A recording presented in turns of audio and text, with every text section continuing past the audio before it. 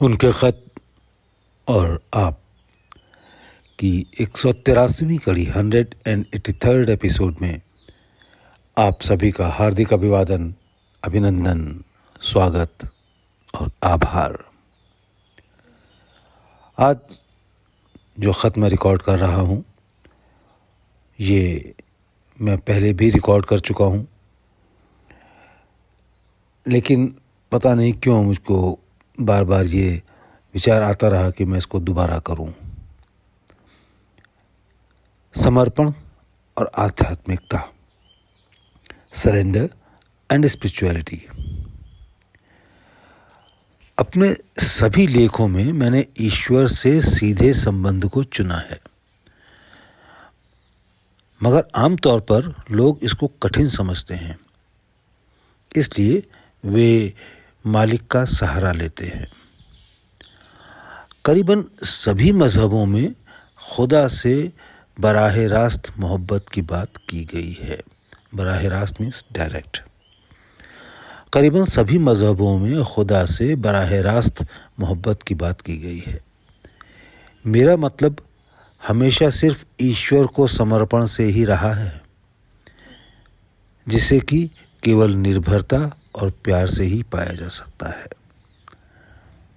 अगर तुम या कोई भी समर्पण की कोशिश करते हो, उससे मैं होता है, उसमें मैं होता है, कर्ता होता है।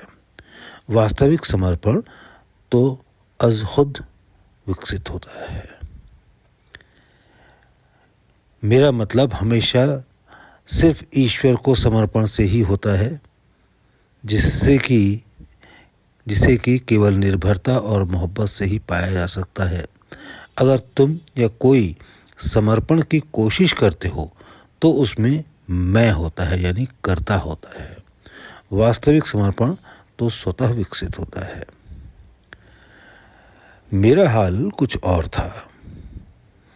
मैंने अभ्यास 21 साल की उम्र में शुरू किया, जबकि मुझे मालूम भी न था कि समर्पण क्या है, और इसके लिए मैंने कोशिश कभी नहीं की। मेरे लिए मेरा सद्गुरु सब कुछ था, क्योंकि मुझे ऐसा सद्गुरु मिल गया था। अगर अनजाने में मेरी ओर से कोई समर्पण था भी, तो वो केवल सद्गुरु को ही था। सच कहो तो सद्गुरु का शारीरिक रूप ईश्वर नहीं है। सच कहूं तो सद्गुरु का शारीरिक रूप ईश्वर नहीं है, वरन उसके पीछे जो कुछ है वो दिव्य है। इसलिए मैंने उस दिव्यता को समर्पण किया, ना कि शारीरिक सत्ता को। यदि तुम अपने ख्याल में सद्गुरु के पूरे रूप को लाओगे तो दिव्यता पीछे रह जाएगी। ये सिर्फ मेरे लिए था।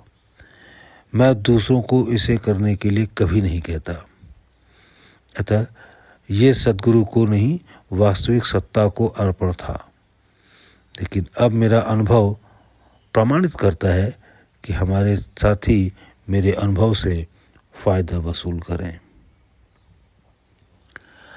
हम हृदय पर ध्यान करते हैं, ये मानकर कि वहाँ दिव्य प्रकाश है। जब हम ध्यान करते हैं तो दिव्य प्रकाश का विचार वहाँ होता है। इसका मतलब ये है कि तुम अपने खुद के हृदय पर खेल रहे हो, जो कि एक खुद क्रीड़ा है, एक काम है। तुम जानते हो कि तुम ध्यान कर रहे हो। इसका अर्थ हुआ कुछ करना, और स्थान जहाँ पर तुम्हारा काम शुरू होता है भी वहाँ है, और जहाँ तुमको जाना है ये विचार भी वहाँ है। सिर्फ यही नहीं, अर्ध चेतना से किसी चीज़ का इंतज़ार करते हो। इसका मतलब है कि तुम निश्चेष्ट नहीं हो, बल्कि इतने व्यस्त हो कि एक समय में 3 काम कर रहे हो। इस तरह निष्क्रियता सक्रियता में खो जाती है। मैं इसको फिर से पढ़ रहा हूँ। हम हृदय पर ध्यान करते हैं ये मानकर कि वहाँ दिव्य प्रकाश है। जब हम ध्यान करते हैं तो दिव्य प्रकाश का विचार वहाँ होता है।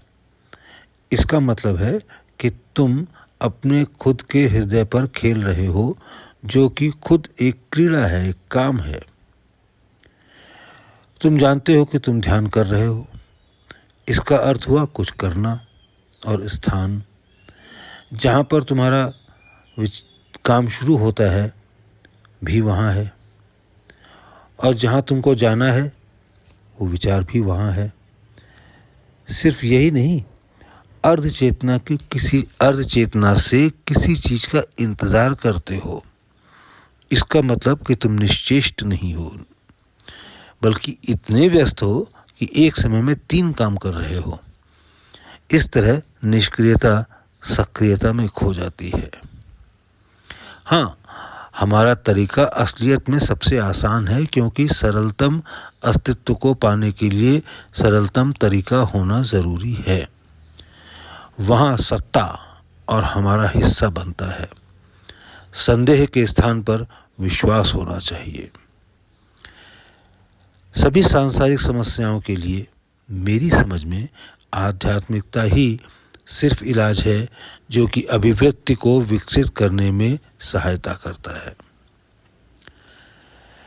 इसका स्वाभाविक फल आध्यात्मिकता में अत्यंत प्रेमपूर्ण और व्यापक होता है। बुद्धि के असंतुलित स्वभाव को हटाकर स्नेहपूर्ण रहन सहन की विधि को विकसित करता है।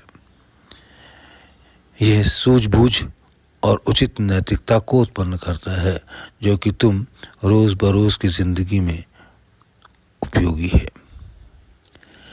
आम को चखो और तभी तुम उसकी मिठास का अनुभव करने में समर्थ होगे। दिनचर्या के रूप में आध्यात्मिक मसलों को आध्यात्मिकता से और भौतिक मसलों को भौतिक स्तर पर हल किया जाना चाहिए। दिनचर्या के रूप में आध्यात्मिक मसलों को आध्यात्मिकता से और भौतिक मसलों को भौतिक स्तर पर हल किया जाना चाहिए, जब तक आध्यात्मिकता की वो अवस्था ना हो जाए जहाँ भौतिक और आध्यात्मिक दोनों पक्ष संतुलित हो जाएं। मैंने लिखा है कि सृष्टि के पहले चारों ओर स्पेस था।